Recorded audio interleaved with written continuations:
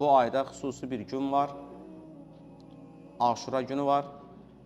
Allah Resulü sallallahu aleyhi ve sellem hədis-i şərifdə buyurur ki, Ramazandan sonra tutulan ən fəzilətli oruc Aşura günü tutulan orucdur.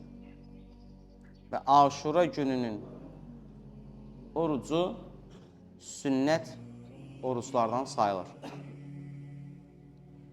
Həmçinin Məhərram ayında İslam tarixində bütün müsəlmanların qəlbini incidən və yaralayan daha böyük bir fəlakət və hadisə də baş vermişdir ki, bu isə hamımızın bildiyi Həzrət Hüseyin radiyallahu anh və onun ailəsinin Kərbalada yaşadığı faciədir.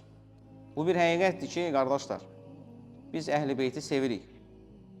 Bizim hər birimiz Rasulullah sallallahu aleyhi və səlləmin ailəsinə qarşı çox həssasıq. Və hər birinə olan hörmətimiz də tarix boyu Allah'a həmd olsun ki, İslam alimləri tərəfindən dilə gətirilmişdir.